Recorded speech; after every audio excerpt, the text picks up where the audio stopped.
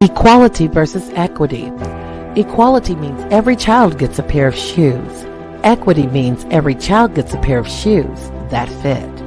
That means every school district has to meet every student's individual needs. I'm Jerry O'Green with the Black Student Advocate. We advocate for black employees and black students within the K-12 school districts. We hold school districts accountable to make sure that black students and employees are in a fair and equitable workplace. Peace. Welcome back to another installment of Huemanity Works podcast. My name is Jihad Messiah Youssef. I am your host. Welcome back to the space where we bring it sexy back to the everyday hardworking men and women who impact your life within close proximity. We want to rise above this madness, which is called black culture. As always, man, I'm grateful for those who support the show, those who always check in, and those who always give back positive feedback. If you like the show, man, as we always do it, you follow a lot of podcasters, man. Like, share, and subscribe to the show. Tell a problem solver to come on in. If you are on IG, man, go ahead and give me a follow up at IG at Huemanity Works Podcast. Every now and then I will be uploading live content or certain commentaries that may not always make it on the platform. And as always, the music that you hear is by my very own son, by Hyde Isco. And you can also find him on IG as well, for those of you all looking for musical production and things of that nature as well. So tonight, man, what brings us back, man, to the show, man, we're going to have a part 2. And we're talking about the criminal acts in the public school systems upon black students. But this time we're going to have a part 2 to this installment. And we're going to be talking about the secret education behind enemy lines. Now, what exactly do I mean by that? See, every day is just like adults, all non-white people in the concept called America who grace a job. Every day that you go on a job, you're walking behind enemy lines. The first engagement of psychological war is for them to psychologically analyze you, to try to figure out what type of black man or woman are you in all type of different ways and all that type of different facets. A lot of times people deal with anxiety on Sunday night because they know Monday morning they have to go back into the split personality. They're going to deal with the discrimination. They're going to deal with the constant monitoring and the constant tracking. They're going to have to deal with the constant mistreatment. Pay raises come slow. Workloads are heavy. Work hours and days are long. Now, imagine this on the level of a child, that every day they walk behind enemy lines in the school systems. Have you ever really sat and thought about what they are actually indoctrinating and teaching your children? Or are you the type of parent that's just happy and satisfied whenever they bring home a report card full of A's and B's and it makes you a proud parent? Carter G. Woodson wrote a book years ago that was so eloquent and still stands the test of time to this day. It was called The Miseducation of the Negro, where a lot of us have been miseducated and a lot of our values, interests, and principles were intercepted by European values, interests, and principles and solving problems for the dominant society. However, let's take this a little bit further tonight. There's a little bit more going on in the school systems besides just miseducation. We're talking about students who are being put on drugs that should not be put on drugs because they said they can't sit still. We have parents who sometimes come and grieve and may not understand how they're putting themselves into a lane of codification to where they're not even allowed to come to the school. And so who protects the child? Or not even understanding certain protocols and the civil rights that you and your child have in the school systems. This also applies to teachers as well. There's a lot of things going on in the school systems that parents are clearly just unaware of. I myself can attest for the many things that happened to me in the school systems. And for years, I would tell my mother and father that this was going on and that was going on. Now, it was somewhat kind of looked upon as a boogeyman effect, like these things didn't happen. This doesn't exist. Teachers would never do that. I was in my senior year before my father actually took a deeper look, because I had a verbal confrontation with a teacher, not an altercation. And we had a difference of opinion, and I was sent to the office. Told the principal what I was going through. We discussed it over. Since he knew I was not a problem student, I wasn't in detention, I was not fighting and doing all, the things that most some students that they consider at-risk students do. He kind of took my plea and my cry serious. And so I ended up in academics while most of my classmates remained in the same class. But then when my father took a deeper note, he began to see these things in the school system and eventually went back to school and obtained his master's degree, as I said in the last episode. And the name of that program was Imani at my alma mater at Normandy Senior High School. And I'm proud of my father, which he's also known as a great coach in the community. However, tonight's guest is Brother Jerry L. Green. I'm bringing back on. He is a member, a partner, a representative of BSA, which is the Black Student Advocate, which also empowers the teachers, because on the last episode, we talk about how a lot of teachers and educators are suffering in silence. And he's also going to talk about empowering the student. Now, if you're watching this show tonight, or if you're watching it at a later date, I strongly suggest that you get a pen and paper and take down the notes, because the information that's about to be presented is priceless. Trust me on this. The information that this brother is about to present is going to be priceless. Now, before I bring the brother on, let me let you know what we're going to be talking about. I'm going to run the gauntlet down for you. We're going to be talking about the 6 initiatives. Then we're going to be talking about the Slave Patrol, SROs within the school district. We're going to also be talking about speak at versus being engaged. We're going to talk about Education Code K. We're going to be talking about perpetual traumatic stress disorder, right? PTSD. We're going to be talking about entrepreneurship. You got it or you don't, all right? Next, we're going to also be talking about invisible labor, school equity, black tax. And then we're going to be talking about punching above our weight. And last but not least, which can fall anywhere within this mix, we're going to be talking about the 7 Ds. So you've heard enough from me, man. Let me go ahead and bring Brother Jerry L. Green on. Man, let's get the show started. Let's have a great evening. Be ready to retain great information. Brother Jerry, what's going on with you, man? What's going on, Doc? How you feeling? Man, I'm still learning, man. Glad to have you back on the show, man. Glad to have you back on the show, ready to receive some great information and things that you have to offer to parents. As well as students, things that they typically don't know. I know the last couple of times, like when we were in the rooms on fan base and just in our personal conversations, you have presented information that was absolutely mind-blowing to me. And I've learned some things, and I retain these things. For I still have a daughter in the school system, nieces and nephews, and plenty of friends and family and relatives with kids in the school systems. But first, starting off, man, you know what I'm saying? There was a question that I wanted to start off the show with before we get into the initiatives and everything that you have to offer, and then you could pretty much take it from there. How do you find education? How do you define education in your peers form? In this peers form, excuse me. Do you mean within a school or just period? Just education, yeah. What is the purpose of education? How would you define that? And you can relate it critically to how it pertains to us as Black people.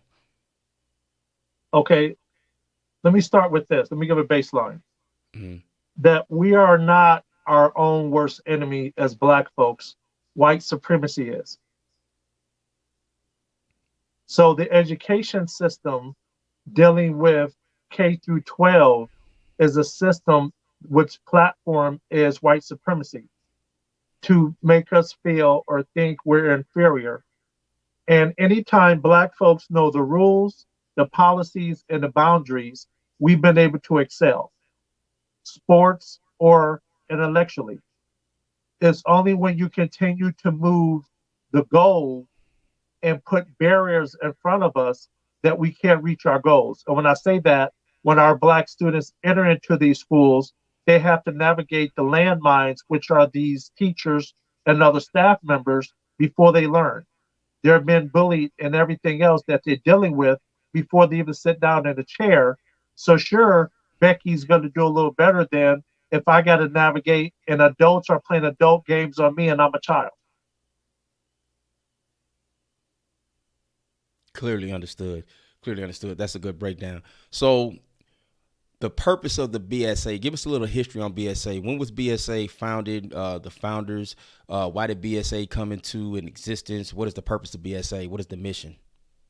So what we do is we stand in the gap to stop the preschool to prison pipeline by advocating for Black employees and Black students within the K-12 school districts. So it started back in 2017 after a young brother in Southern California was referred to as a slave by his 4th grade teacher. So it was a ruckus in the community behind that. It made the news. I was living in Southern Cal, so it made the news in LA. And then individuals start just saying, Jerry, what are we going to do? Inboxing me. and things like that. So held a meeting with the school superintendent, talked to the county board superintendent, um, and then called community meetings. We did some things, and then I went to the board and said all three need to be removed, which was the Hispanic teacher, the black contract assistant principal, and the white female principal. And at the time, the white female principal had told the young brother, "Oh, you're black. You're going to hear a lot worse things than that." So when she did that and I got wind of that, that's when I went to the board. And so from that, it just started. Parents then just start calling me. And in 2 or 3 weeks, I helped, 4 to 6 families. And it was all positive results just by me showing up. Then I Googled Black Student Advocate. Nothing came up on Google. And I said, okay, I'll form the Black Student Advocate. Excuse And me. that's how it evolved. And now we're almost at 4,500 consultations. And BSA works nationwide, am I correct? Correct. We take calls in from all over the country. All right. First thing I want to get into, on the last show, there was a lot of people that wanted to hear a little bit more about CRT, critical race theory, that they are removing from the school system, or that they have. And I believe it's the governor of Florida is really pushing to have that removed for various reasons. Can you speak on that? Because Sure. and before you do, I would always say, in my opinion, I think when it comes to things like critical race theory, really that is really dependent upon us. But I understand there are other barriers as well when it comes to public education. So, but I think that mainly falls upon the parents. But what say you about that situation with CRT? So understand this right here. When things come down to the black community, the Republican Party then stirs it up and gets some and turns words or acronyms negatively. Woke, CRT, Black Lives Matter, and they get their engine behind it, and then they make it seem like it's a lot more than it is, and it's a boogeyman. And again, they're not teaching CRT in grades, K-12. That's something they be teaching at college level or first year law school. So the whole impetus behind that is just to get a boogeyman to rally their base to scare folks. Mm-hmm. Because again, but how they label it and throw it up under the umbrella is anything that's going to deal with facts about black folks, and they don't want, put it like this, they don't want their grandkids or great grandkids to see the bad things they did as teenagers and what their parents did. That's really what it's coming down to. When you can't mention things about black folks and about facts and things like that. So really what you're looking at is to whitewash what's going on and what happened in history. And what's the phrase? If you don't know your past, it's due to repeat itself. So if you don't know what's going on, you won't know what's coming down the pipe. So why is that so critical to them? And with CRT, they're not removing the typical histories that we've always learned in school, like the George Washington, Abraham Lincoln, the Civil War. They're not removing none of that history out of the schools, are they? No, but also understand with that right there, that kept us in our place. That didn't empower us. That just kept us like, oh, continue to look up to someone white versus hearing about our heroes and things that we come through and how we are great people, intelligence and things like that. So you got, again, the whole thing is to train us to be inferior, to train us to think we're less than. But see, you also got to understand how this game is played at corporate America. So many times at jobs, and now you see the law that's coming out where they got to post the job salaries. But years ago, because black folks were beat up all these years thinking they're less than, and they go to college and get a degree, they come out, they say, oh, I'm glad to make 50. But their white counterpart be like, if I don't make 70, I'm going to be pissed off. Mm-hmm. And so you start off that trail. So now I'm working hard, all year long. And then 30 days before my evaluation, the boss start coming to me and telling me how I'm no good, how I'm missing deadlines and everything. So they don't have to give me a raise. But what happens is my counterpart, again, doesn't have to be as great as me, but they will get a raise. And it comes back to the pie theory. Have you ever heard of pie theory? The pipe theory? Pie, P-I-E. No, sir. So the pie theory is this: it's performance, image, and exposure. Mm. So we as Black folks, we're taught to work hard, keep a clean image, and then you'll get promoted. So what happens at 5? At 5 o'clock, we're going back to our own community, and we're not going out for drinks because we're tired of code switching, and now we got to go back to our house and deal with our own community. But what happens? Bob, who's a no good employee, he's drinking with the boss. So he has exposure to the boss as to what's going on. So now they're drinking, and the boss said, "Hey, Bob, there's going to be a promotion coming up, and I'm going to put you in for it."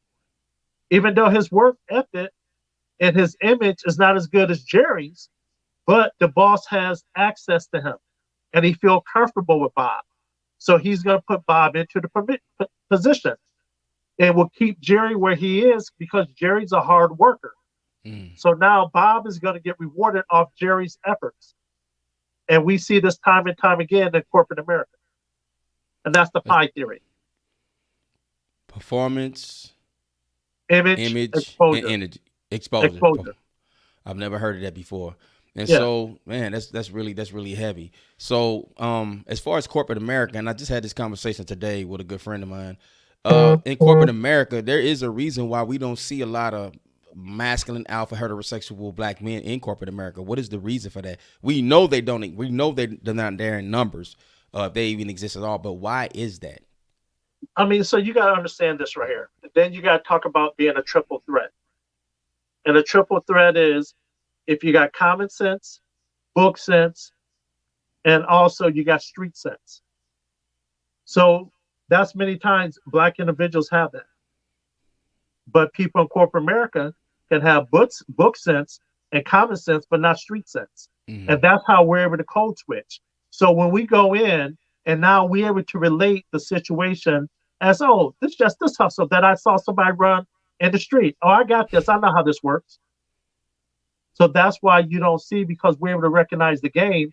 And many times something go down, we're not going to be belittled. We're going to step to them like a man and like, hold up.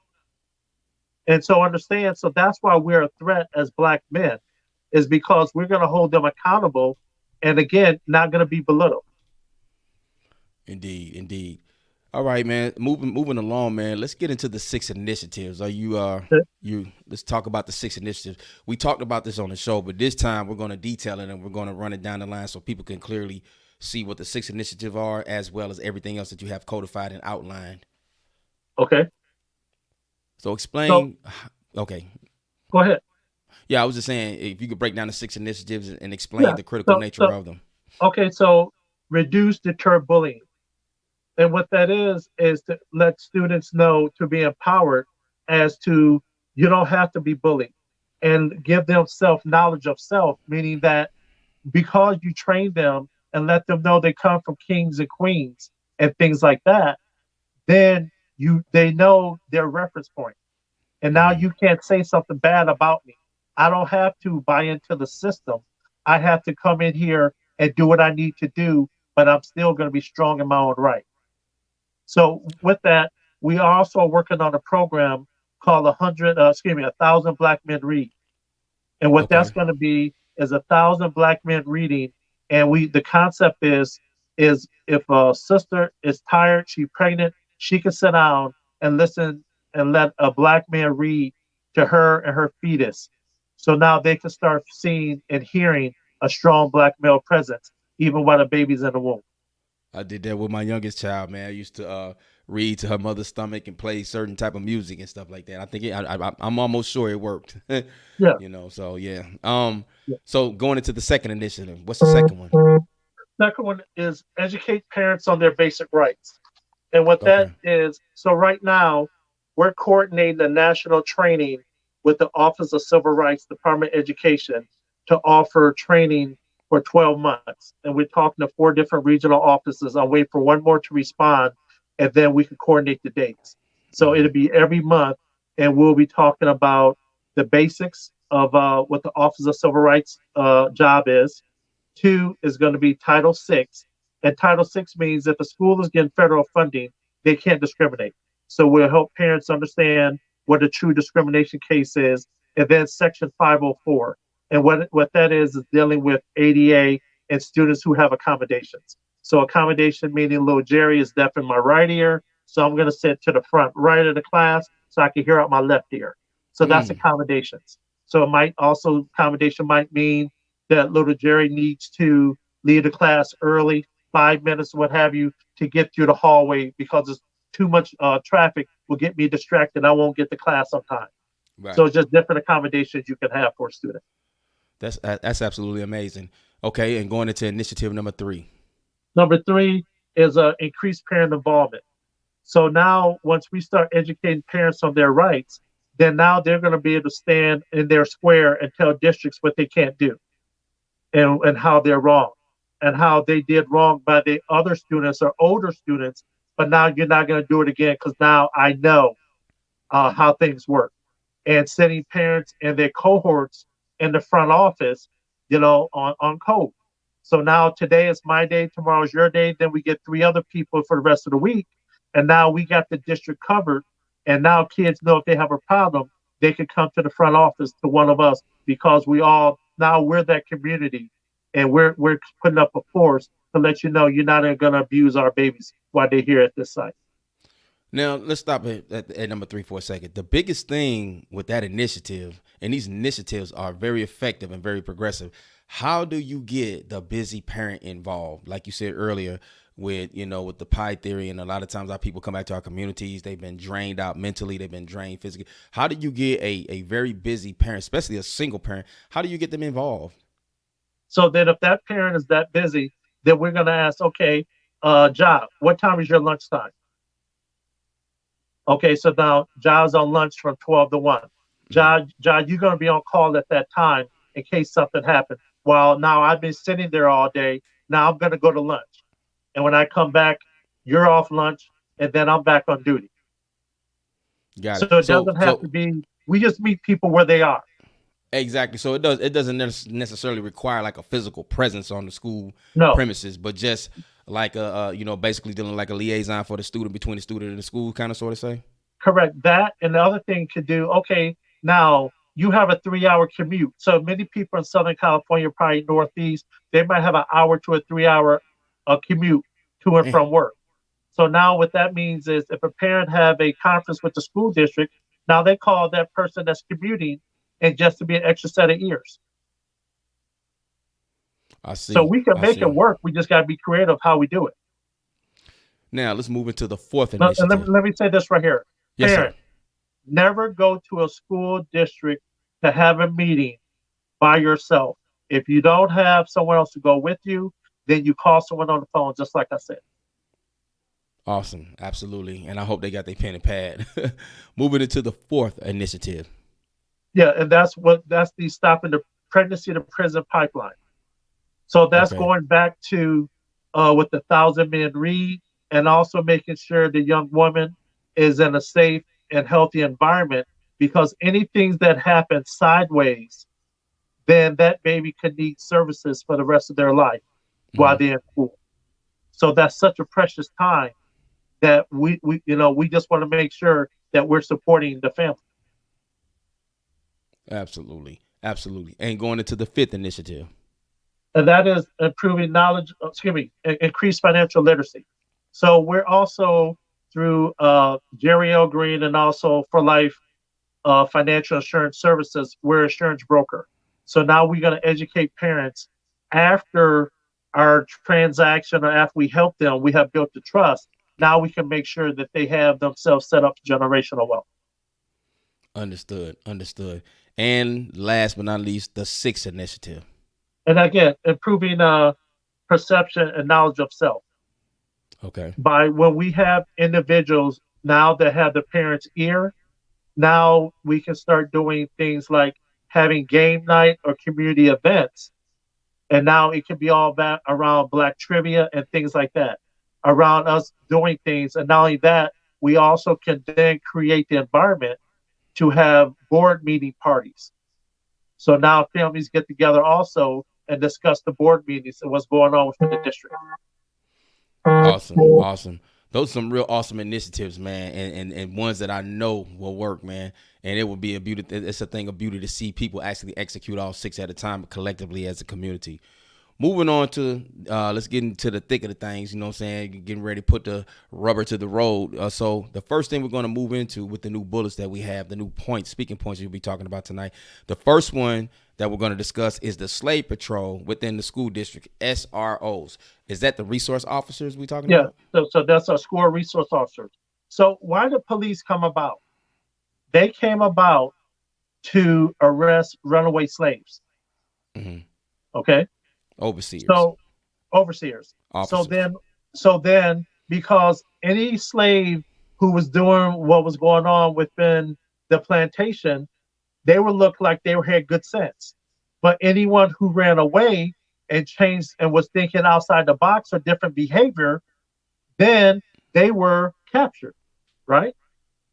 So now what happens now when a student now needs to learn differently within the school district?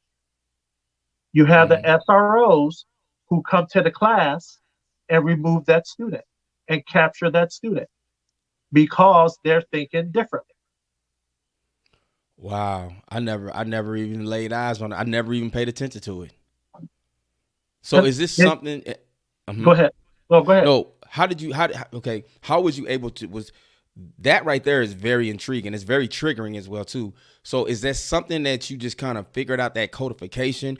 Did somebody give you like an insight, like, yo, this is really what it's, because it sounds like a game of psychological warfare with the student, simply like they're being punished because they're a critical thinker. You know, really, after our call last week, after the video, I went back and reviewed it and again writing exercise and listening to it, and it just popped in my head. It's like how many things have changed, many things have stayed the same. If you're thinking outside the box, then you look like something is wrong with you. Exactly. I can see that. Going into the next one, speaking at versus being engaged.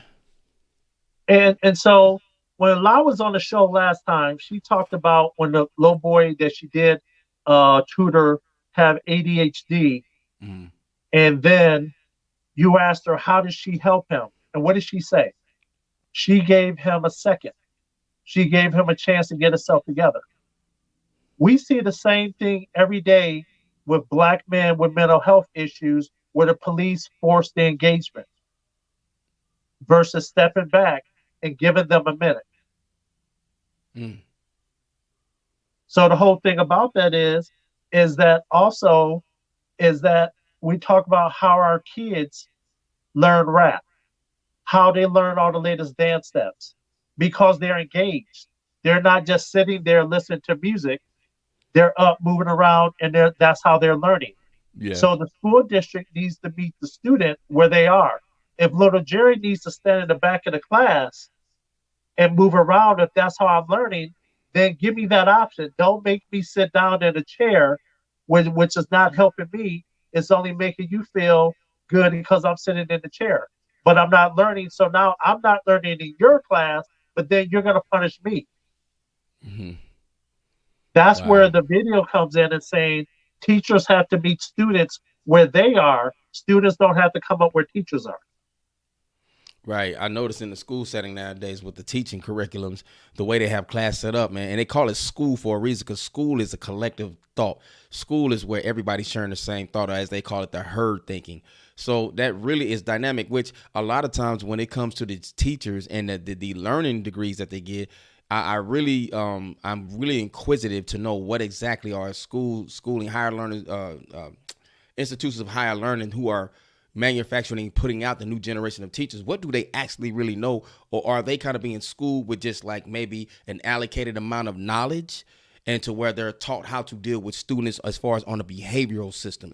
That's what it seems more like to me. It seems like they're dealing with more behavioral acclimation than they are actually, with the proper education and things of that nature as well too, which that can also be brought into question. So understand this right here. And I'm not an educator. This is what educators told me. The first 6 weeks of school, you're setting up and getting infrastructure for classroom management. That's how you're training the students then how to move about. If you have engaging class, then that's what it's going to be. But if you don't have control and don't know how to set it up, and how are you going to teach your method and whatever's going to work for you and the student, then it's going to go array.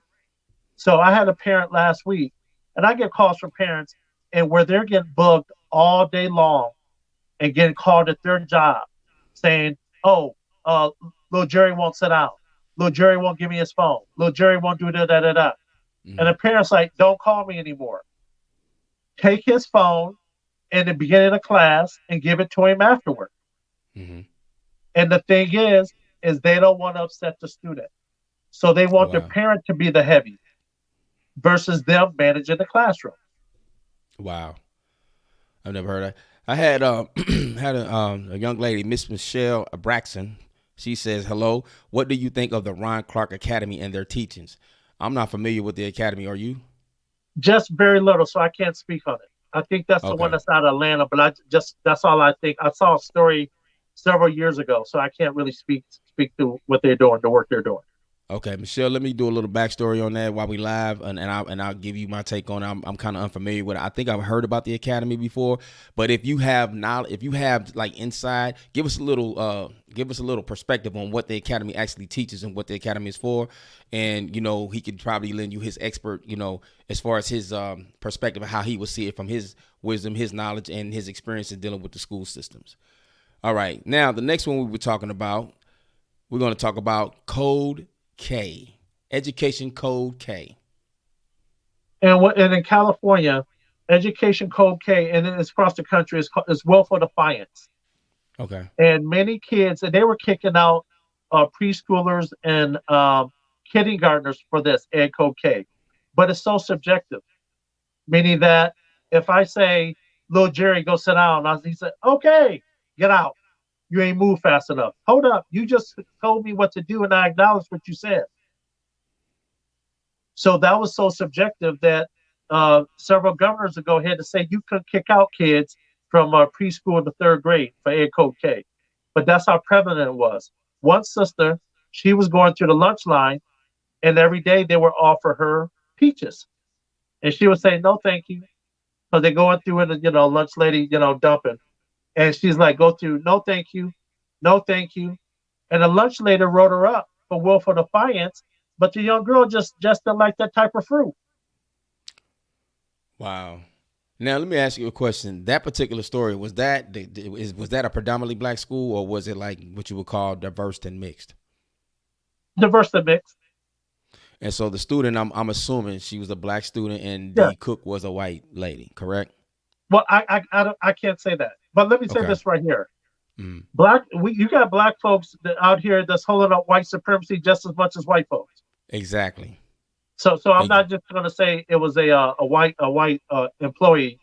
No, I'm not going to, because many times the work we do, the hardest times we have dealing with administrators and teachers are black individuals who are Greek. Oh my God, man! It's just the reality. It's just a fact. You just dropped the bombshell. And you know what? to go just to piggyback on that point real quick. I remember when my son first moved to Georgia, he went to a middle school in the Douglas County area, right? The one thing about this school, we had like the worst sports program ever, because most dads, man, they were worried about the sports program, which I actually wasn't. Shout out to Coach Mike Johnson, who Douglas County is a good brother. Mike Richardson, I'm sorry. But basically, I really admonished the principal, who was a brother. I'm not going to say his name, but he was so on point. He was so codified. But going back to this point about how a lot of our people actually uphold the system and do things, my son would come home every day and tell me about this one particular teacher, to the point where I'm like, as a father, and with my history, what I went through, I kind of dealt with it a little differently, because I listened to my son. I took his cries and his pleas seriously, right? So he would always say, well, I would ask him, well, okay, you don't like this teacher, but who's your favorite teacher? Miss Woody. He probably still talks about Miss Woody to this very day. Miss Woody was a white lady who I know cared about my son. On the day he graduated and was moving on to high school, they both cried. I almost started crying, but I knew that woman actually cared about my son. So as far as the other teacher, because I've always been an involved parent. If I have to take off work to go sit up there and watch this kid's behavior, watch the teachers, I'm going to do it. So I went into this guy's class. He was a black man, right? This man bothered my son so much. He came home and was crying, Jerry. And so that's what, like, you know what? I got to go find out who this guy is. Went up there, did the sign in, introduced myself, and just sat in his class and kind of watched how he do it. And he did it. Now, of course, all his friends were like, Quentin, your dad's here. You know, he's in the classroom. But for some reason, my son had peace. And I sat there in that class and I watched how he dealt with all the black kids and the black males, excuse me. He had a certain way that he talked to them. He had a certain way that he dealt with them. He had a short fuse. But if it was a white boy, it was a white girl. Sometimes, a lot of times, even if it was a young black girls, he had so much peace. He had patience. He had compassion. But when it came to them black kids, he had a serious issue. And that's when I began to notice what my son was talking about. I approached the principal and voiced my concern with him. Obviously, he pulled my son out of the class, but it wasn't so much about my son as much as the damage he was causing to all the black men in those classes. So what can a parent do if they encounter a teacher like this, where they probably don't have the ability or they have the access, or the school doesn't have the inventory to pull that student out of a class that deals with a teacher that is absolutely driving your child crazy? So a third of calls we get is staff bullying students. So that's straight out what that student teacher was doing, was bullying your student. And so with that, now we're going to tell the parent, one, to get your student, if it's a black male therapist, black young lady, a female therapist, because it's traumatic. Because school should be conducive and safe to learn. That was not a safe environment. Also, he crossed the line of, again, continue to just give your son and break your son's spirit and to bully him like that. So that right there probably could have ended up being a case. We would have deep dive on that, got some other parents involved, and probably could end up being a case. Yeah, I know what you were talking about earlier in the room about that question. I'm not going to steal that thunder. We'll get to it. But when I really kind of figured this dude out, I mean, the man in me wanted to whoop his ass. Like, my son was legit. Like, he comes to school to learn, but I wanted to hurt that dude bad. So, but yeah, okay. But moving along, let's get into perpetual traumatic stress disorder. PTSD. Break that down for us. So what happens is this. So now we see everything that's happening out in the community, black men getting killed, black men getting stopped, black females being harassed. Then our kids go to school. Now they see little Jerry being bullied in his class. Then they see their friend 15 minutes later. So it's traumatic things happening all the time in the school environment and in these kids' lives, that we really need to take a minute and give them a break. Because also think about this right here. Every kid born from 1999 on have been living up under some kind of fear that the world was going to end. 2000, they were saying computers. Then we had the bombings, so it's always been one thing after the other, So these kids have also 9/11, say 2000 to 9/11, then the debacle with the housing, then Obama in office, then Trump in office, the war in Afghanistan and all over there. I mean, so it's just been so much all the time that these kids have to see every day. So it's just perpetual, and many times you got to look at, if a black student can graduate from a K-12 school district, it's a miracle. Because they're dealing with so much. They're dealing with so much. Again, you were able to go in and sit down with your student. So understand this right here, is if you have, think about the numbers. If you have 25 employees on site, your kids going to school 180 days a year, and they're seeing someone being bullied every day. And they go through that for 12 years. I never thought about it like that. I absolutely never thought about that. So when we asking our students, how are you doing?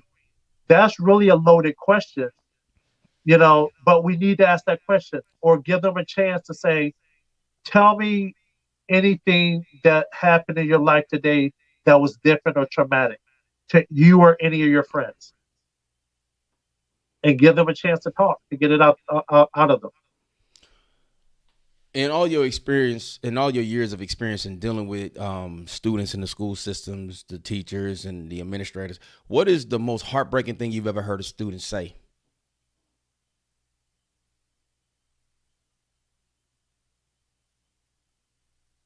My teacher's lying on me. Hmm. Was the teacher actually lying on the student? Oh yeah.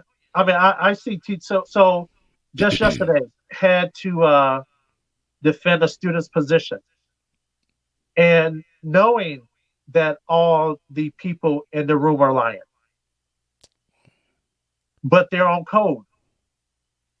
Why? Because they're on code to protect the district. So what Right. happens is when your student go on site every day, then they start putting notes down for your student. Hmm. And so when the district says, "Hey, little Jerry's parents are up here making a fuss. What do you have on little Jerry to assassinate my character?" And now they're all going to send in the information they have because they're taking notes every day just for that. And even when you say, let me see a little Jerry report card or anything like that, the teachers still have personal notes that they don't have to give. So I tell parents this is to request, I want to know anything and everything that's going on with my student that you could bring up later to hurt him or her. And do that every 2 weeks. Wow. So by Let me, doing that, when something happens, you be like, hold up. I got 8 reports. It's been 4 months. And I asked you these questions to each one of your teachers and the administrators, and you didn't say anything. So how are you going to bring this up now? So were you lying before or are you lying now? wow. Because you got to put them in a trick bag. Yeah. That's unfortunate. Let me ask you another question before we move on to the next one. We talked about just a few minutes ago how a lot of our own kind, people who look like us, skin folk that ain't kin folk, how they uphold the standards and principles of white supremacy more so than white folks. So on a ratio, what is the ratio and the contrast from white teacher, black student to black teacher, black student? Which one is of the greater scale? Well, 80 to 85% of teachers are white. Okay. And can we So, assume the female as well too? what's that? And can we assume female as well too? Well, let's say white females, 80, 85% white females. Then you're going to deal with white males. Then you're going to deal with Hispanic males, Hispanic females, Asians, black males, black females. So when you look at it, we might only be 2 to 4%, if that much, at some of the highest districts, unless you're going to go into an urban area. Right. But other than that, you might have one black teacher at a site where you might have 25 other employees. So they're Right. catching hell every day, especially if they try to advocate for a student. Wow. So, And I know. other thing I would say is, Mhm. parents, if your students come home and tell you something, believe them. Right. Because Right. what happens is we thought that teachers would never treat our kids like they do and say the things they do, but COVID exposed all of that. Yes. And what happens is, because parents are so trusting of the school district, when they finally get caught within the system, it's a whole shock and awe. They can't believe what's going on because they said, "This is the first time I ever had to experience that." That's Yes. you. That's not them doing it to parents. Because if I have an appointment at 8 o'clock in the morning and I'm leaving at 9:15, and you got an appointment at 9:30, when we cross each other walking on the sidewalk, I don't stop you and ask you why you there. I'm just saying, how you doing? And keep it moving. But we could be there for the same reason. Mm-hmm. And because of the work we do, we're able to recognize the systemic things that's going on within these districts, because we might get 2 or 3 calls from different parents for things that's happening. Man, this is a serious thing. This is a real serious issue. Even things I wasn't aware of moving forward, because I know everything has changed. And I really have to get back in tune in as well. I am, but I have to do a little bit better job because, like I said, I do have a 6-year-old. I know we was on the phone the other day and our teacher reached out to us and said there were certain things, but I have a way of letting my child know that I'm on your side no matter what. I always let her know. Me and her mommy let her know we're proud of her. We try to discipline her. We don't always try to go and do the old school route, but we always try to discipline her, let her know how much we love her and value her and her word. So therefore, she never has to feel like she can't come and tell us. And we've given her, we've taught her certain words, certain trigger words, keywords that she needs to tell us, or things that she's feeling or going through with the school system, because I know how this thing works, especially being a black male. But I also know that with children, right? And I learned this. I was listening to this brother named Black Dot soon after Kobe Bryant had perished. And Black Dot was speaking on how the system watches black children, and because they're always looking for that Masonic energy. So it's one of two things that's going to happen. They're either going to cultivate that energy, that talent, that gift to serve the principles and purpose to solve white people's problem, or they're going to completely destroy that child. And I've seen this happen time and time again with so many intelligent young black students, babies, kids, where they go into school systems, early, first grade, second grade. They're excited to go to school, happy about learning. By the time they get to high school, there's no drive, there's depression, anger, street outlets. And so a lot of people think that that's just on the child not motivated to learn. I said, no, that's a process that happens over time. And everything that you're naming is all a part of that process, but parents are completely oblivious to it. I don't always think by choice. They just simply just don't know. So again, parents, if you're watching tonight, please align yourself with BSA. Jerry has, I'm going to post that number up there so you all can contact him as well, because this thing is serious. Moving on to the next one. Let's talk about the entrepreneurship. You got it or you don't. And this one I've never heard of this before. So can you break this down? The thing is that colleges, you can't teach someone to be an entrepreneur, because being an entrepreneur, you're going to have to take different risks. And it's a gut feeling. Right. And if you don't got it, you don't got it. If you do, you do. Yeah. So, and the thing with that is now you have colleges teaching, getting a degree in entrepreneurship. No, that's BS. You get a degree in business management, but they said it's entrepreneurship because that's the hot topic and they want your money. Right. So and basically, that's what that means.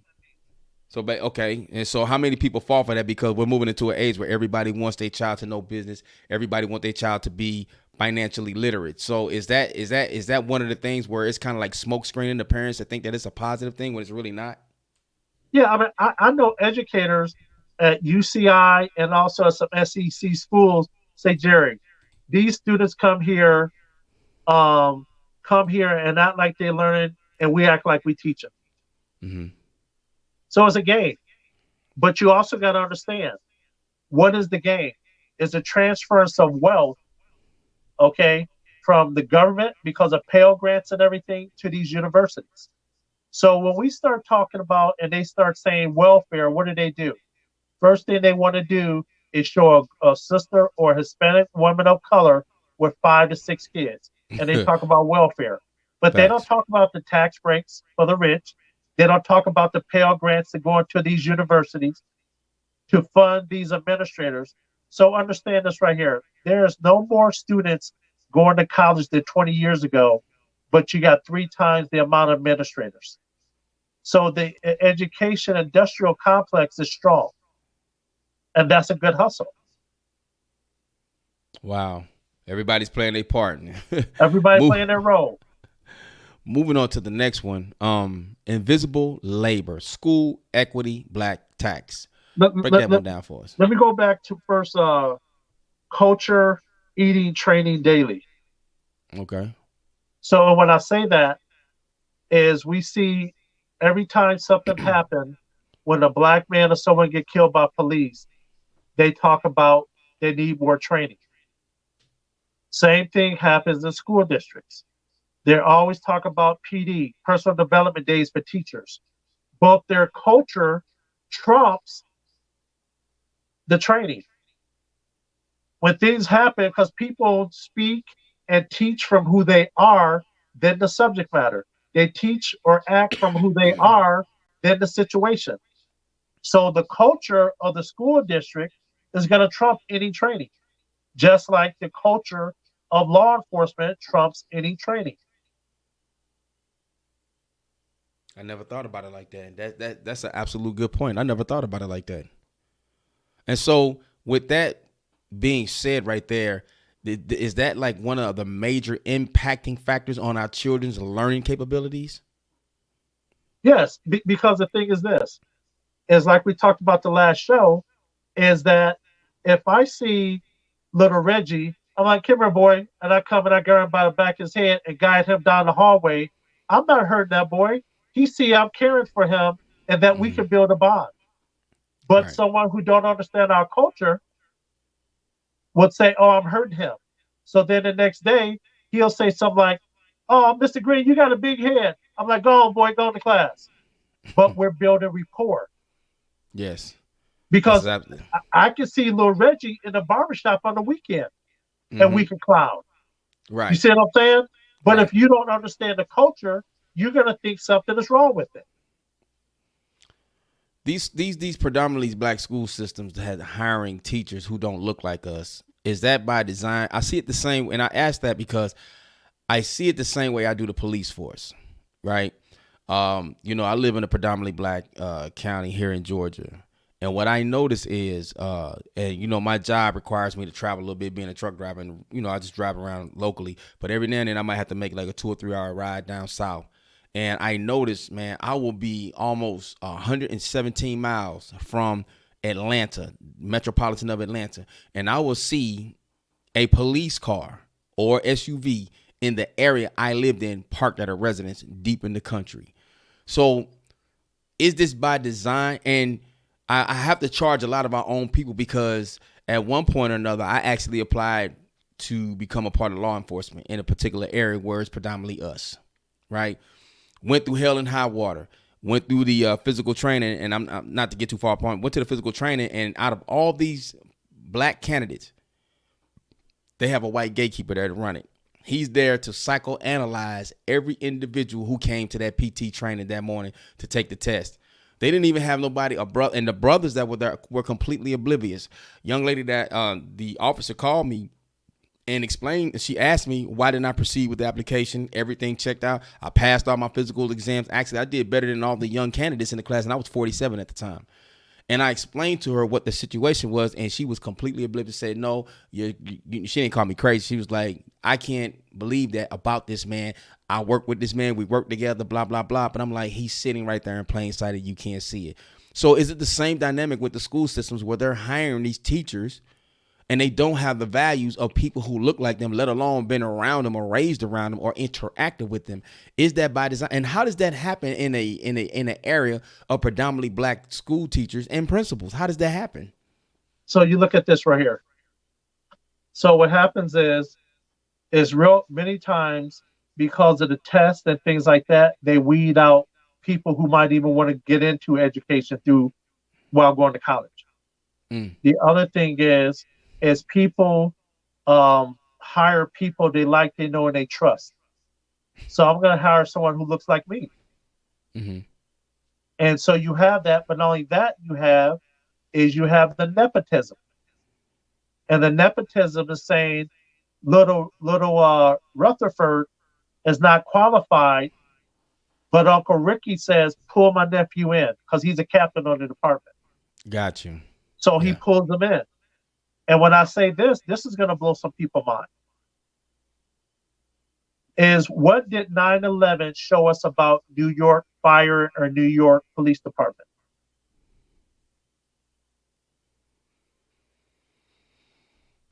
I don't know. The only thing I can say, unprepared and undermanned.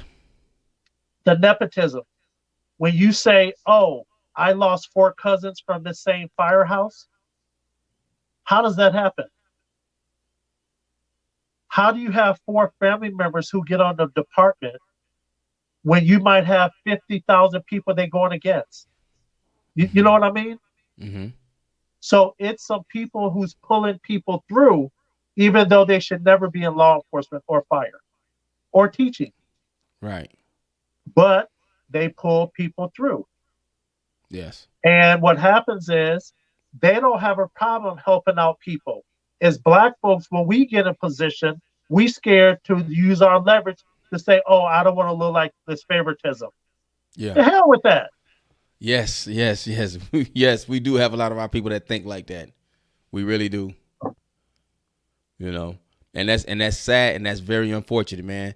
Like the everything that you're dropping tonight, man, is really kind of like this is actually more intense than the first show.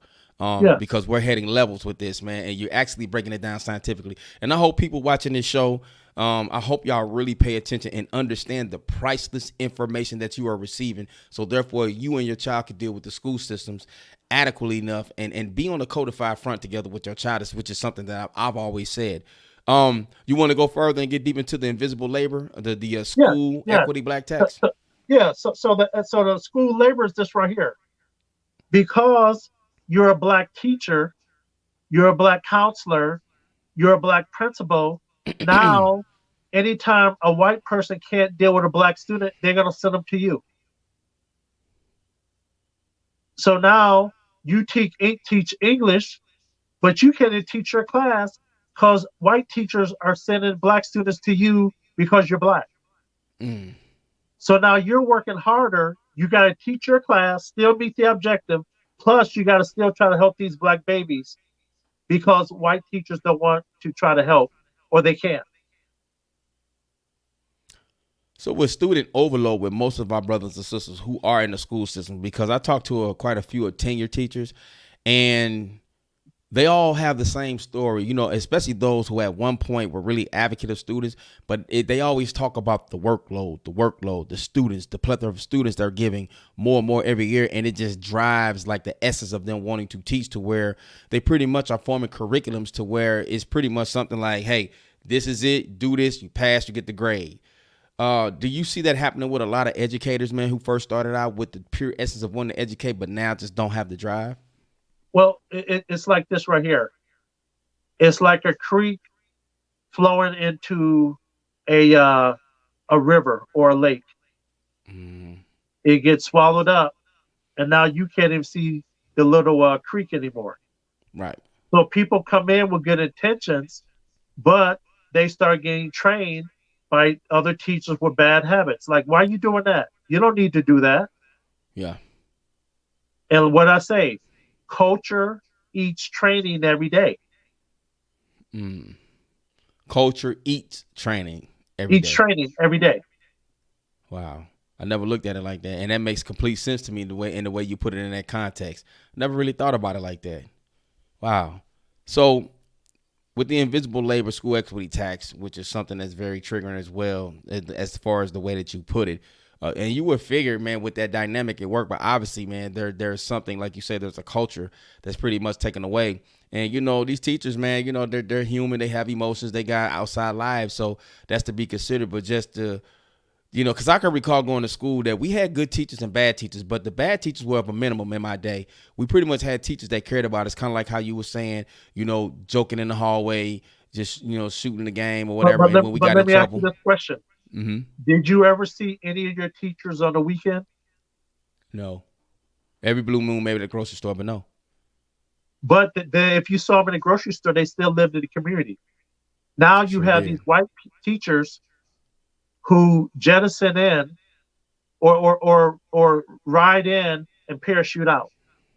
Meaning when Biden talks about we're giving all these money to these urban schools to help in education, no, you give it to the white women who drive in from the suburbs. Mm.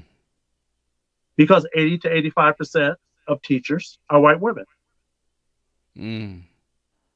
So what does that mean? Again, it's a transference of wealth from the government to the white women. And that's why I say education has very little to do with educating, but everything to do with saving the white woman. Wow. Really? That's man, that's deep. That's really Think about deep. this. Think about this. What other industry gets to blame the customer? What other industry gets to blame the customer? Yeah. I have no idea. But you have school districts saying black parents don't care and black students can't learn. Talking about the education system is like talking about white women. is looked down on. But if you look at Black parents, they're some of the most passionate people you're going to find. Yes. They want the best for their students in their household just like anybody else. But because of the bullying within the school districts, they don't want to go to the school site. The parents would want to go to the school site because of the bullying in No, the school district?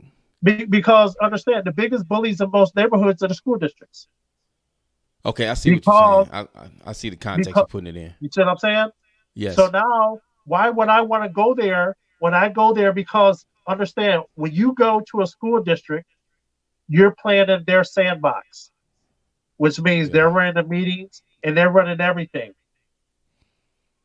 It should be, and this is the law that President Clinton signed in '94, that 1% of Title I funds, which is free and reduced lunch schools, is supposed to go for parent engagement and parent involvement. That's to get the parents involved, because the parents involved, then the student's going to have a better experience and the school district's going to do better.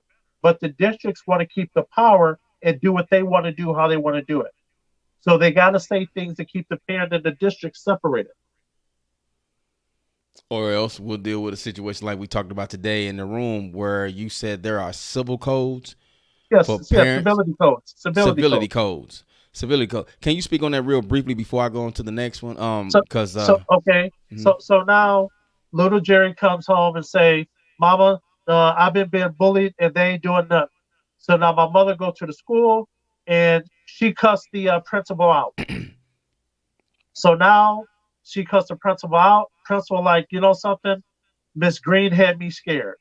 So they're gonna hit my mother with a civility code along with a restraining order, which now means she can't come back on site and take care of her students' business. So now little Jerry is exposed with no cover because the mom was emotional when she went to the site.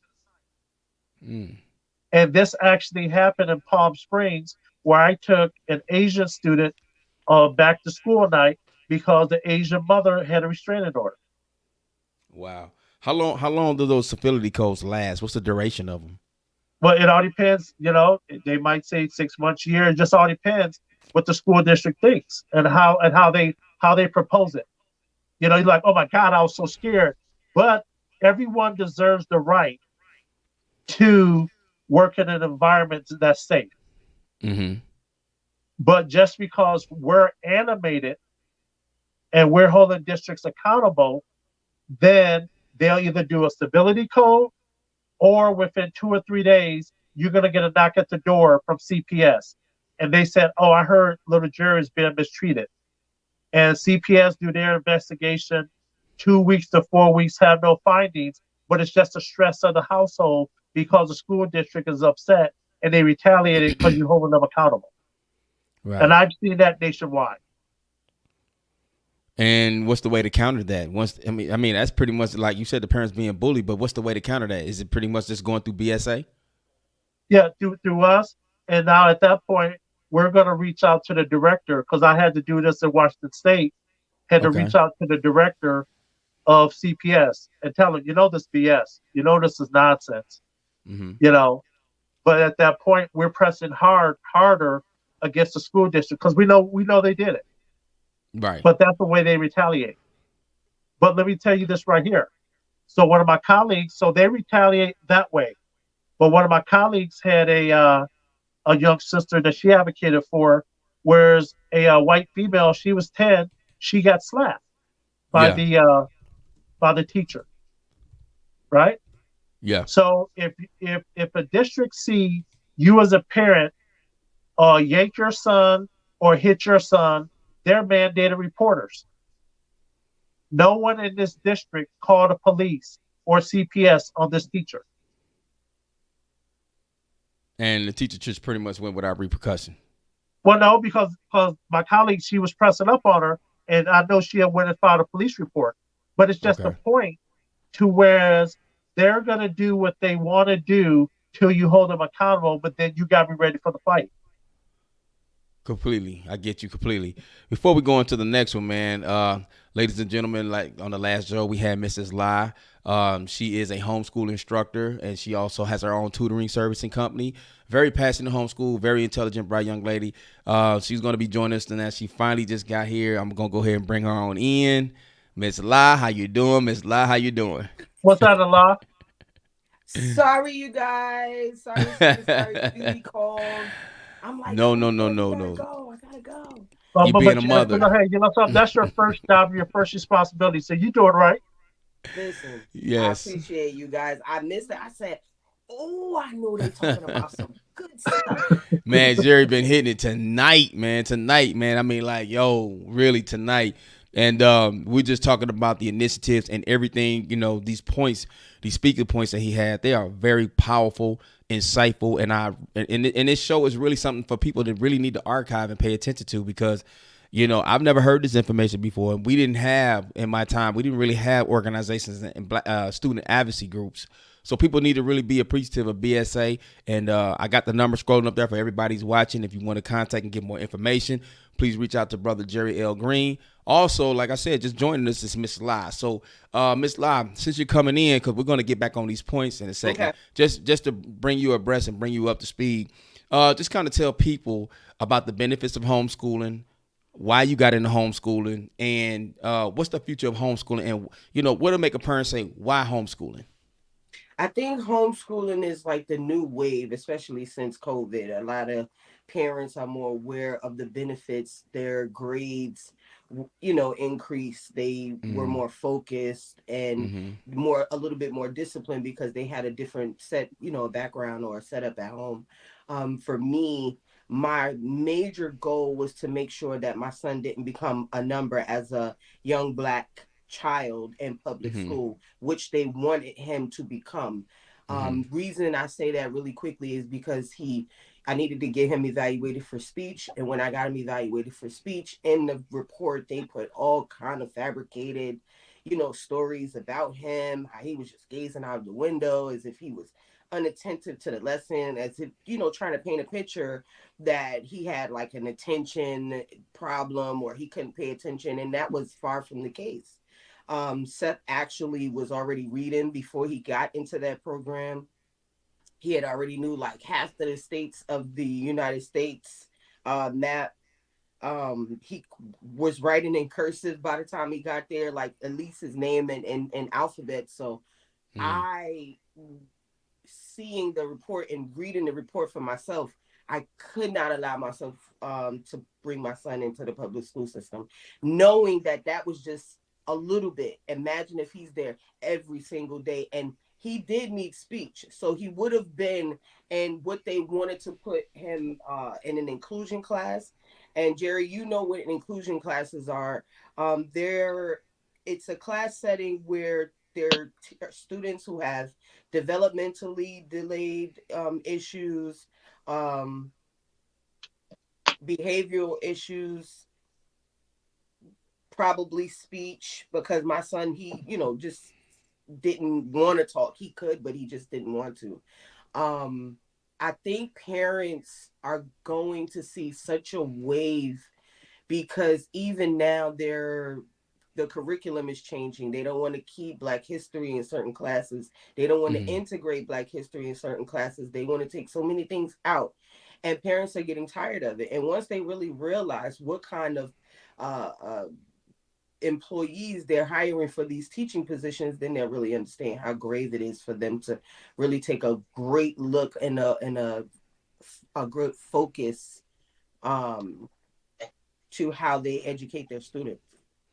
Yeah, we just talked about the hiring curriculum as well too, right before you popped in. One more thing I want to ask you before Jerry finishes with the Let, speaking points. let me add some real fast. Go ahead, Jerry. What La just talked about is the business of school districts. Mm-hmm. So the business of school districts is say each student is worth $6,500. Okay, Mhm. so you get it's a baseline. If a student goes to school every day, they're worth $6,500. But now you start adding services, speech, a one-on-one aid, and a couple other things they might need. Now these students might be worth $20,000, but now you put 30 of them in a room, so that's a $600,000 classroom and you pay an instructor 65 and an aide 35, that's a $500,000 profit to the district, and the district is not going to deliver services to the students. Right. So when the students are labeled, the student's an asset, but it was time to deliver services, the student is a liability, just basic business, Right. assets and liabilities. Right. Because when you got to deliver the services, you got to have specialists, which mean personnel that you got to pay. And so, parents, if your kid has an IEP or 504, every 2 weeks you need to be asking for the service logs to make sure your student is getting the services they deserve. Man, that is wow. The integrity of education is actually a thing of the past now. It looks like it appears to be. That's a great. It's been a thing in the past. Yeah. Wow. That right there is some mind blowing information. And when with everything that Jerry said, what is the common challenge that you face with students who are transitioning from the public schools to homeschooling? What is that one common factor that you always see in students? Missing their friends, That's it. basically. I I mean, so when I was consulted to help transition the kids during COVID, we're talking about the height and getting them geared into different study modes. Once I implemented certain, and they're tailor made to each student. Now, it's not a one size fit approach. Um, they were thanking me that A, their work was done faster. B, they got it more, like they were they comprehended better, and lastly, they were able to still be able to be with their friends. Outside of that, that was pretty much it. Like just being in the classroom with their friends for the students that I helped. That was like the major thing. Because who doesn't want to get better grades? You know what I mean? Exactly. So, It's like what Jerry talked about earlier as that's far my as speaking point. at engaging. Go ahead, Yeah, Jerry. Go ahead. Jihad. Yes, You would sir. see students when they got on Zoom, they like this with their friends. They just what she's saying is so true. They didn't care what the teacher was saying. They were Right. just happy to see their friends. Right. And so Yeah. some of them, most of them have gone back, and that's mainly because the parent wanted them to go back. Right. Not so much that the student was like, "Oh, I want to go back. I want to go back." One of them was like, "Well, I ain't going back. I don't want to deal with this. These kids are rambunctious. They're doing too much. I have 101. I got time to do my work and blah blah blah." So it was dope. Two things. Ja, I just got a chance. I just looked at the numbers. 1957. The phone number you got scrolling. Yes. Oh, it's 1957. 1957. Okay. Sorry about that. Let me go ahead and correct that. And so they had that, and again, parents, like she said, wanted students to go back. It wasn't by their choice. And the other thing is, what students, another reason why students excelled, What's that? Why is that? because they weren't getting bullied.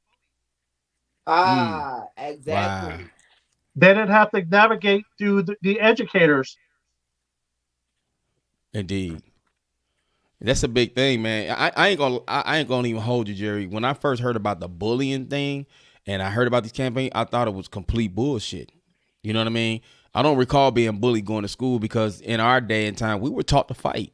So actually, kind of, if you can break that down from like when I went to school, a bully didn't, bullies wasn't like they are now. We fought back. We had to fight. Dad said, "Hey, if he whoop your ass, I whoop your ass." I didn't want my daddy to whoop my ass, so we didn't really have the bullying problem. So how is it that bullying has become such a major problem? Because I'm not gonna lie. At first, when they was talking about the bullying thing, because I think the major haul with that was when the young white male killed himself about what somebody said about him online. It wasn't even a physical attack.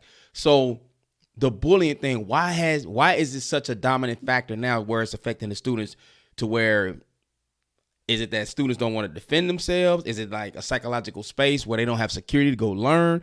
Kind of go there right before we go into the next initiative that you have. La, you want to go first or you want me to take it? Well, it's so many different. It's multifaceted. Some, like you said, some kids they just don't know how to fight.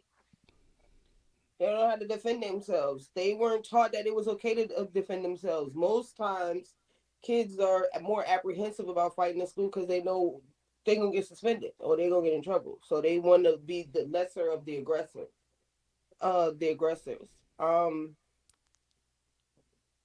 Jerry, what do you think? It's like it's so many I Well, could go well, into. first thing is this: is that parents are not preparing their students to be resilient, Mm. meaning that you need to teach your son or your daughter things just like you say, code and the reality of what's going to happen in the world. We have to tell our students that, but because we've been able to acclimate into certain areas, we don't have that conversation. So when it happens to our student in ninth, 10th, and 11th grade, it blows their mind Mm-hmm. because they never had to deal with it before, or they thought they were above it. So when it comes to their doorstep, they don't know how to handle it. That's Especially with one. that, especially with social media. But Yeah. see, that's number two. Number two is constant. Before, when we came home, we got a break. Now you come home, and before you go to school tomorrow, it's something else already out there on social media that's forcing Wow. your hand where you have to fight tomorrow. Wow, that's a good point. That's a good point. Yeah. You know, already they called you out, and now again, if you don't want to fight, that's going to be worse. Or if you go to fight and you get beat up, then that's still out there. So kids are in a no-win situation there. Which Pretty much. completely takes their mind off of learning because now they're concerned about their personal security and trying to avoid bodily harm. So let me tell you the story. So we had a game, and we went to a rival school. I was in junior high. I was in seventh grade, right? No, eighth grade. No, seventh grade. We went to a Hmm. rival school, and we there for a basketball game. And grown men are locking the door with chains, saying we're gonna jump on y'all after this game, right? I didn't think about the basketball game. I'm thinking these grown dudes gonna jump on us. You see what I'm saying? So I understand Hmm. with these kids when they say I can't concentrate on what's in front of me, this test, learning or whatever, when after class, the 15 kids gonna be ready to video as soon as I walk out of class, and this guy's gonna jump on me. I've seen these instances all the time, and I always think to myself, if my child comes home to tell me, because with my youngest child, like I know her day's coming, she's gonna have to defend herself, so I kind of work with her on things. But if my child calls me and say, "Dad, I think I'm getting jumped at the school," I'm going to the school. I'm gonna try to deal. First, I always give my kids a protocol. Hey, tell the kids you don't want no problems. Don't worry about it. They call you a punk. If that don't work, you tell the teacher. If you don't tell the teacher, you tell the principal. The principal don't do nothing. Now it's in my hands. So, and I know there's repercussions behind that. So why don't more parents kind of get involved where they can actually stop an incident from happening? Now, I know it's a little bit of a struggle for parents who are single parents and they're at work and that kid catches the bus. But there's always an aunt, there's always an uncle. Why are we not finding more ways to counter and stop these situations where kids don't have to feel as? I think if a kid felt more security and more support, bullying would be a factor in their mind, but bullying wouldn't be as much of a worry. Why can't more parents kind Well, of? so we already talked about it because Mm, they don't feel the teacher administrators care. They don't have the trust to go to them. okay. So if they had the trust and everything to go to them, then they will go and then they will give them a safe haven. Like, Mm, okay, we're gonna put some kind of things in place where you won't get assaulted. Or they probably would just have that passive approach. This is what happens. It's school. yeah. You'll Yeah. you'll figure it out. You'll get over it. I know a Right. lot of parents like that. It's no way in the world. I mean, I watched the documentary on Netflix.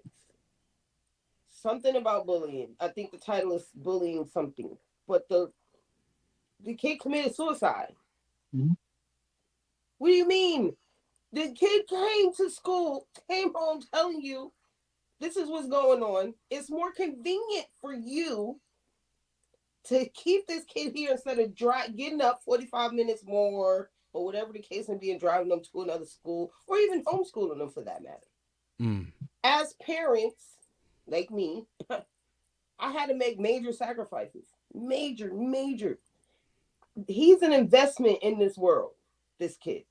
My oldest son, he went to public school, but even he was he graduated a year early. And he had a Muslim father and a righteous mother. So we wasn't having that. And his father is a second-degree black belt in Kung Fu. Black is the hood as can get. Okay, you reformed now. Yeah. Thank God. But the thing I have about that. Oh, go ahead, La. Go ahead. No. I was just saying it's parents are just too passive. They need to do more. I hate when a kid because I think Jerry mentioned this last episode or somebody told me it's gotten to the point now where if a kid defends themselves, win or lose, right? They're still reprimanded. They're still serving in a detention. They're still in ISS for defending themselves. Jerry, we spoke on it earlier. I mean, what is that? What does that particular part speak to? So that comes down upon a mutual combat. So it doesn't matter if you got assaulted or you jumped on the kid, it's mutual combat. And the difference is if you defended yourself, then you only might get 2 days suspension versus being the aggressor getting 5. But you're gonna get suspended as mutual combat. Right. I really don't like it either or. Let's get into punching above our weight. What does that mean, Jerry? Basically means that we're carrying so many things as a community, but we continue to fight against this institution of racism discrimination. We still continue to shine with all these odds against us. We still continue to shine. So just imagine if we didn't have to deal with all these obstacles and these landmines to get an education for our babies. So that's what it means. So basically, punching above our weight, and so that is what we say. That's more or less on the plane of a collective idea, a determined idea of a community of people. Well, I'm just saying individually. So you find that still you find parents who fight against a school district and keep punching and keep fighting. One person fighting against the whole district for their student. So that's what I mean. And in many cases, becoming successful. Right. So yeah. Okay. All right. And one that was you brought in today. I'm really curious to find out what this is referencing to. The 7 Ds. What are the 7 Ds? So when an incident happens at school, then the district is going to go through these 7 Ds.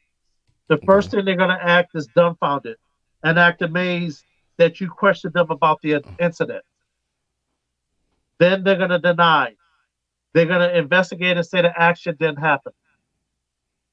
Then they're going to dismiss, act as if you're misjudging a situation like, no, Miss La, that didn't happen like that. Your student did this, and this is what little Jerry did. Like you don't know how it went down. Then they're going to discredit. They're going to say, Miss La, even though little Jerry said that didn't happen, you probably need to go talk to your student again. Right. Then after that, they're going to demonize. They're going to ask employees about the student behavior. They're going to say, well, but your student behavior is not the best. I mean, we have right here, because remember I said all these things they have? Yes. Oh, on January 1st, he did this. On January 2nd, he did this. January 3rd, he did this. And your question should be, what does that have to do with how my student is being treated right now? So what happens is the school districts, when Black students are the victims, school districts are slow to react. But when they're accused, then the district many times is quick to judgment. Yeah. I think you just described everything I went through at a Christian private school back in Ferguson, Missouri. You just described every last one of those D's described. Christian and private. I have an episode talking about the acts of violence upon kids in the school systems, and I warn people, Christian private schools are the worst for black students. Like you have no idea the bludgeoning and the act of violence upon the black child's mind, the mental, the well being. It's just absolutely. But they base it based on their religious belief, and they think they're getting the best education for their child when they're really not. It's just like with the last episode when you talked about the Kool-Aid and crashing. I can relate. So these 7Ds are exactly what happened, and it's funny you mentioned it because I also mentioned that I would in that same episode. I took on the responsibility of going to the teachers' parents conference. I didn't allow their mothers to go. I wanted to go. And exactly what you just said, Jerry, was exactly what this young white teacher said about my son. I got in there. She went right into it. Quentin's doing this and Quentin's doing that and Quentin and blah, blah, blah. My first question to her was, I say, well, you have our emails. Why did you stack up a dossier of days that you documented his behavior and never told me and the mother? And we're talking about 2 months. I said, that's kind of unsettling to me as a parent. And I said, second of all, I said, well, what is he making in your class? When she told me that my son had a 96 percentile, I grabbed my son's hand, said, thank you, good night, and walked the fuck out the classroom. He bored. Because exactly, she tried to create a division between me and my child. And that's another thing, Jerry. There are a lot of parents, like you said earlier, if your child is coming home telling you that they're going through something, believe them. There are a lot of parents and children who are divided because they were not on the coded front, and the school painted a picture of the child to where the parent actually bought what the school district was telling about the child. So let me go to the next two. So that's just what you're talking about. The next one is deflect. They don't want to talk about how your student was harmed by them, other staff members, or other students. They want to talk about your student's behavior. And then number 7, they destroy. They want to assassinate you and your student's character. And that's how they with the CPS and everything else. Yeah. Well, they did me like that in the Christian private school, man. And then like, I ain't gonna lie, man, to this day, man, like, now that I'm a grown ass man, like, if I seen this one particular principal, I'd probably kick his ass. You know what I'm saying? Like, honestly, I remember, I had my mouth washed out with soap for calling a white kid a nigga that just called me a nigga right before the teacher, and the teacher heard her. She didn't say nothing to him. When I called him one, I got my mouth washed out with soap. Then I don't know if y'all watch Star Wars, but back in the days, like, we used to watch those movies. So you remember that spaceship?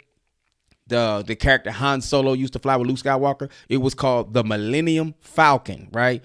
And I was telling this to another student, and the teacher thought I said motherfucker.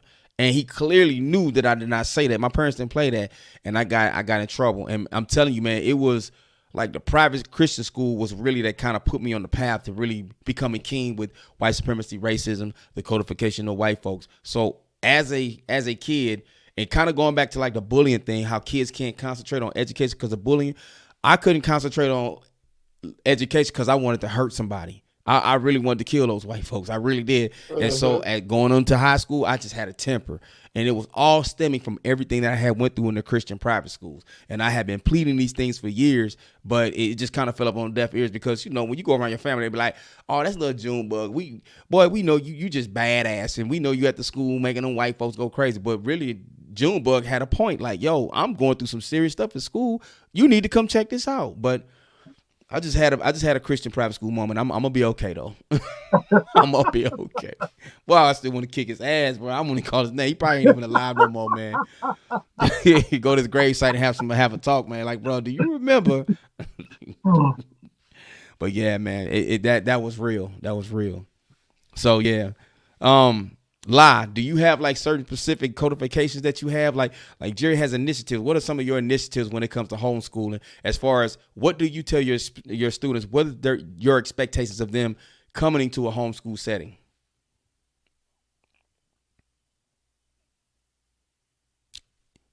You muted. I think you muted. Lie. Yeah. I did mute myself. All right, there we go. Great question. So one of the major things that I instill in my students is simply this: if you set your mind to it, you can do it. Right? Discipline, focus, and make sure you are making good decisions. Mm-hmm. Make sure you regulate your emotions. These are all the things throughout the duration of however long I'm with them. They're getting little niblets of all of these jewels, all of these initiatives. And my major one is regulating your emotions. One You thing that just oh, I'm sorry. Go ahead, Lyle. no I'm no no. sorry. Go ahead. Go ahead. Go ahead. One thing that I've learned about education, one thing that I've learned, a grade does not measure a child's level of intelligence. Mostly all the people who I know are successful millionaires didn't even finish school. Yep. It's a grading system, and it's something that they were talking about in society. They're going to have what they call behavioral grades, like behavioral access. You know, people in society are going to be based on behavioral, not anything with dealing with degrees or their income. It's going to be based on their behavioral score. I think that's what they were talking Mm-hmm. about. So, have you ever encountered a kid who may have struggled with education on paper, but when you put them in a logical aspect or what's the word, a cognitive state of learning, they were just brilliant and bright and intelligent. Have you ever crossed a student like that? Of course, we call it street smarts or social intelligence. Mind you, Okay. there's I think what 9 schools of intelligence. Hmm. So you're absolutely right. Not all students perform the same, and it does not. That's not the end all be all as far as how you measure their overall state of existence, right? Right. Education, social skills, um, what they do in the community, how they react to certain things. Yes. I had 2 students like that. One was a girl, one was a guy. One Hmm. was a young boy. And I just seen his mother the other day in the store. He played around a lot. But in my opinion, I told his mom, I said, challenge that with something constructive and he'll be all right. But if you ask him to go to the store and get whatever and know how to manage that kind of domesticated, responsibility, not a problem. Same thing with the young girl. She's the best babysitter for the whole neighborhood in the Hmm. summertime. Very responsible young lady. Just didn't have the right environment for her to learn and grow. But she's fine now. This was about 2 3 years ago. Hmm. Okay. Yeah, I know. Somewhere along the line, man, it involves education. Because we were talking about. Brother Roger came on today. We was talking about when was schools first built. And black people coming out of chattel slavery, they had to have something to educate them and school them and drive them into a way of thinking as far as workforce, as far as as opposed to entrepreneurship, being able to understand how to run a society when white folks were always the mind and black people were always the muscle. I tend to believe that there is no such thing as a dumb person.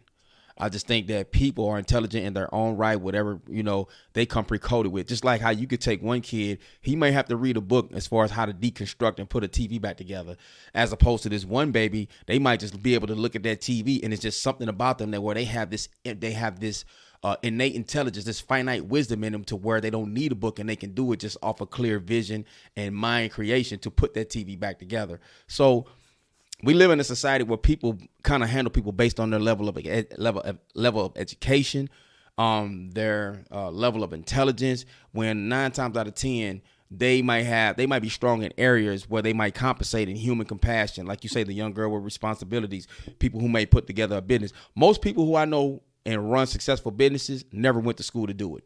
They just had an idea, learned the business aspects, took the losses, took the gains, and now they run a successful business. So I think that's something that I don't even know if in the history of schooling is that's ever been assessed when they have these student evaluations as Yeah. far as book knowledge and as far as finite intelligence. I don't know if that's ever been done. So, But again, they um, won't do that because if you do that, then you're gonna let people know they don't need to go to school, and that's gonna right, mess up the money game. There you exactly. go. There you go. And again, you got to understand this right here. If I continue to make you take this test, then I control the narrative. Yep. Hmm. Then I can continue to tell you I'm better than you.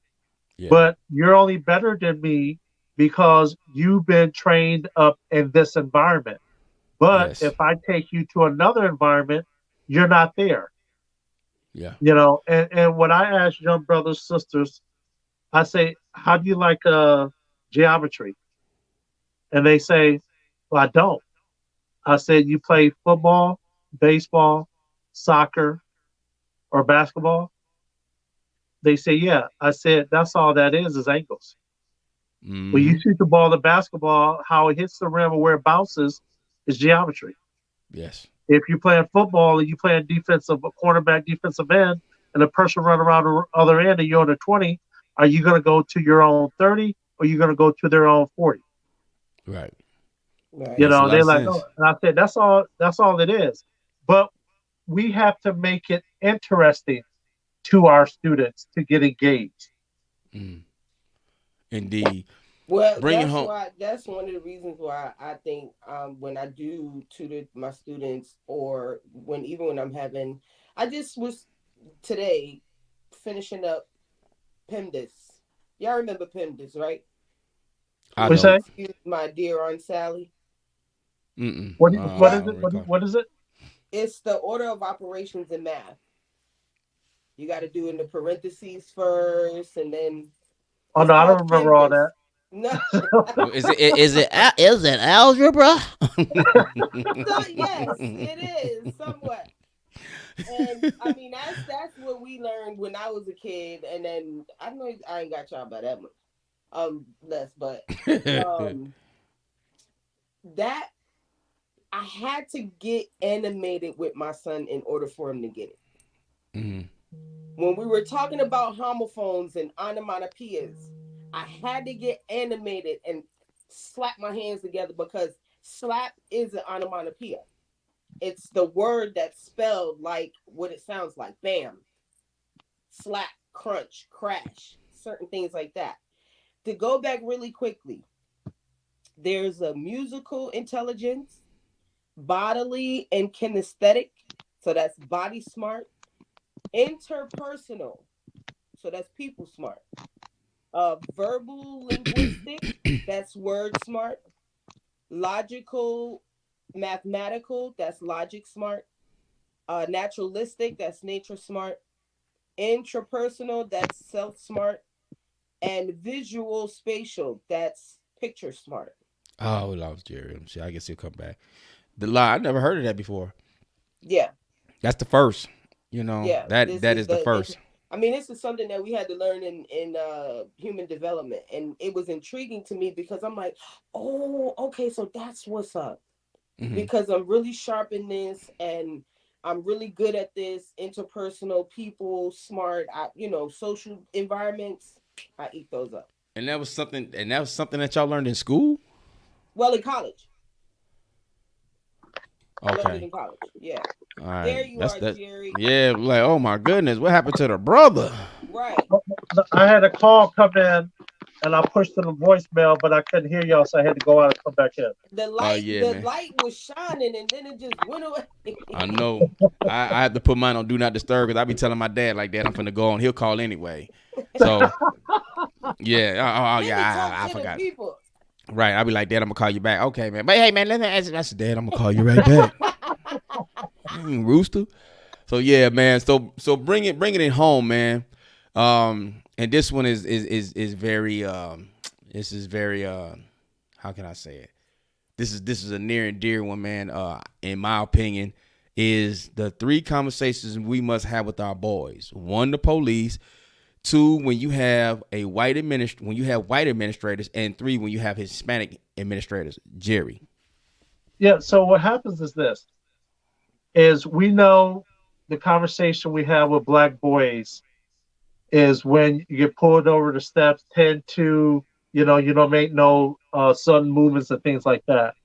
But what we don't talk about is when we have black boys and then we have white females who like them and who all want to be up in their presence in school. And then the administrators have it out for these young brothers Mm-hmm. just because they might look good, might have swagger, might be an athlete. And then the same thing for when it's Hispanics. When Hispanic administrators, and what I've seen is that when there's no white folks around, then Hispanic administrators take the role of being more harsher with Mm-hmm. black students and black Mm-hmm. males than anyone else. So Yes, you I've got to seen that. tell them also when a Hispanic girl likes them, want to be in their presence because of their swagger, athlete, or smart, or what have you, how to govern themselves.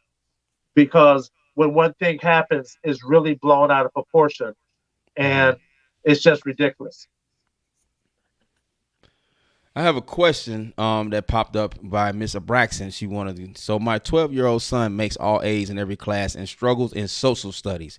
He's not interested at all and said he just doesn't get it. Why do you think that is? Now we're dealing with social studies. La. So social studies could be a variety of things.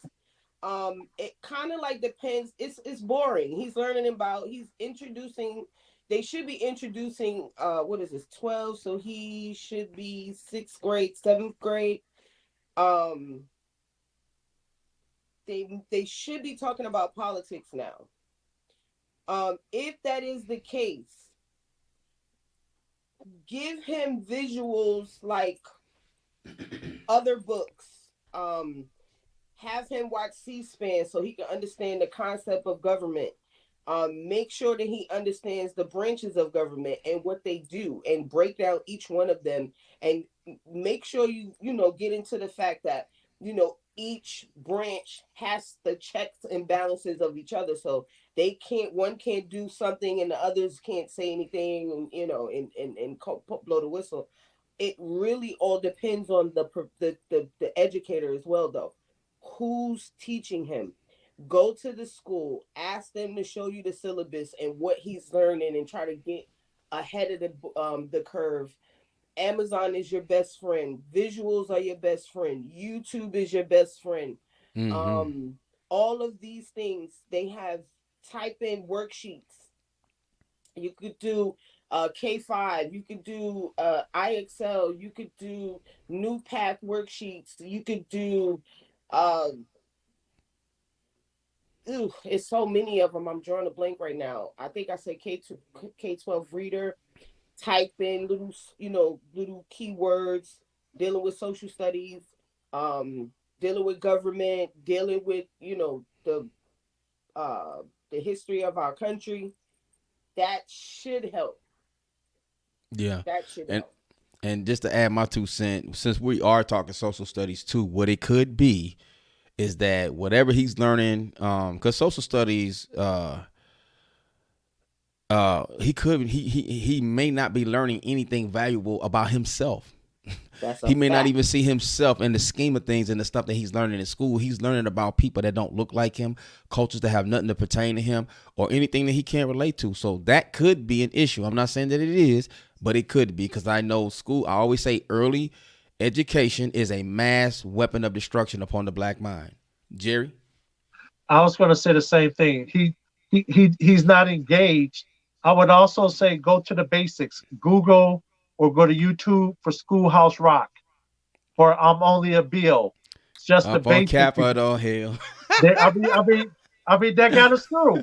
That It got us through. And did. then they can turn it. She can turn that into a home project with the family, and tie that into to current events. What's going on with police presence, Mm, legislation, qualified immunity. Do you know what your rights are? Do you know what to do in these type of situations? It could go so many different levels, and you'll be surprised at how much you are out of touch with social right. studies in America. Right. And when you start tapping back in, and I'm speaking from experience because I was out of date for a while. I Also, sure I would was. say Google African Americans or Black folks, however you want to Google it, within social arenas within different countries, and then try to tie it in what's happening there in the African country to what's going on here, and also look at what books, and also Google um, books. Let me think of a good title: Social Studies within African American realm or something like that, just to give him something that he's going to see himself in. I Hmm. think that's a big thing that right now he's really seeing things that don't interest him that's going on, along with if he's watching TV, what he sees. Facts. Man, you Jerry, you took me back talking about the cat. Now I'm thinking about that typewriter. Noonie, noonie, noonie, noonie, noonie.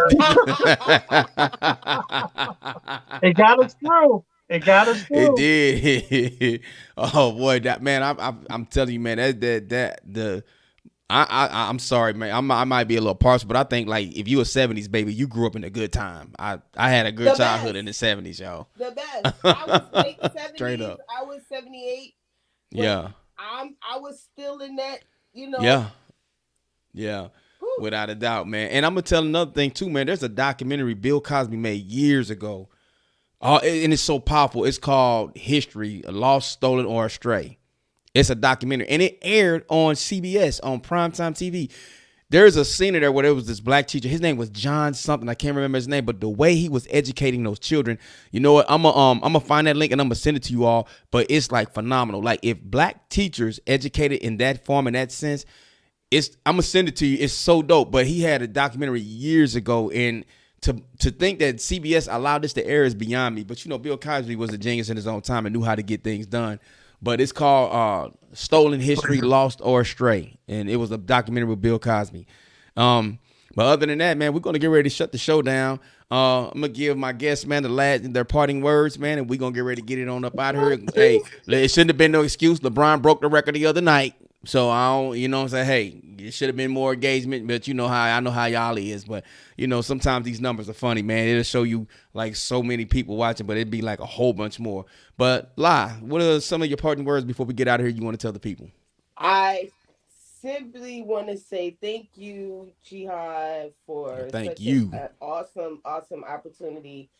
I'm going to be 20,000 minutes early next time. I'm not going to put anything for the 2 hours before or the 2 hours you good. after. I feel like I missed so much. I don't want you guys to go, but I'm definitely going to be here for the next series and anything else. I appreciate the opportunity. And parents, listen, don't forget, it's so easy to get your student on the level where you want them to be. Time, patience, dedication, discipline. And make fun. Michelle, you are very welcome, my dear. Try all of those things. Get them into culture. Get them into political science. Take them to the museums. Let them just and explain to him, like, this is what you're going to have to know in your coming year. Because this is going to be your country. So, facts. Good seeing everybody. Until next time. Jerry? John, thanks again, man, for the opportunity. Again, I just love, the work you're doing. Thank you, La, for coming on to give us your perspective. And again, whenever you want to have me, brothers, give me heads up. I appreciate it. And I just love being able to impart some wisdom, some things I see every day within the school district to help our community and our families. Also, I am working on a schedule with the Department of Education Office of Civil Rights to offer training to our community for 12 straight months. So as I get more information on that, John, I'll pass that on to you also. Man, Thank you, Jerry. The thanks is really to you all, man. You all have taken time out of your day where you could be doing other things with family and friends or social gathering and outings. And what you bring to this show is a lot of value. And I refuse to bring any guest on that's not passionate about whatever their call is in life, what they're driven to doing. And you two are phenomenal to me. And I just want to thank you because, like, I look at you two. You two would definitely are future millionaires because of the minds that you have, the problems that you will solve for people, and the value that you will be towards people. Jerry, you bring some powerful information, brother. Like, you have a great mind, and to be able to decode and decipher the things that's going on in the school systems, and to be aligned with a collective that's dedicated to empowering the student as well as the teacher, man, is something that's so rare. And I'm so grateful. And I'm gonna always support BSA, whatever you need me to do here in Georgia. I do have these wristbands. Anybody see me, I pass these out. I've actually given out a couple to young mothers I seen with kids and give them the break. Hey, if you in trouble, don't call 911. Call the number on this wristband. So Thank you. so, but there is definitely a micro movement of people that's really awakening. And like I said, you bring just meeting your fan base, you instantly I just gravitated to you because of your drive, your passion. There's power. You know, you're just one of those people that your voice draws power, right? And so, you know, and that's a deep spiritual science behind that. And I just think that I'm grateful for people like you. There's more lies around our community that just don't get to shine. A lot of homeschoolers really don't get to shine. You are a community savior, and I appreciate you, and I'm glad for everything that you bring to this show, man. And like I say, man, to everybody, you know, thank y'all. You know, this is the place, man, where we bring it sexy back to the everyday hardworking men and women who impact your life within close proximity. We want to rise above this madness, which is called Black culture. And if you are a parent of Black students, love your children enough to retain the information that was spoken here tonight. You know, it's an old saying, what you don't know can hurt you. This brother Jerry L. Green is phenomenal. Sister La, they've given you the tools to move forward and act accordingly. And forgive me for putting the wrong number on the screen earlier, but that number that's scrolling down there, please document that number. Reach out to brother Jerry L. Green. And as far as right. But please, you know, this is a very serious matter because our babies is the wealth. And like La said on the last show, this is the future that we're dealing with. And you have to know the future is standing right here at our door. So until next time on Huemanity Works podcast, I appreciate you. I value you. I love you. And whenever man acts according to God's will, humanity is going to always work. Peace.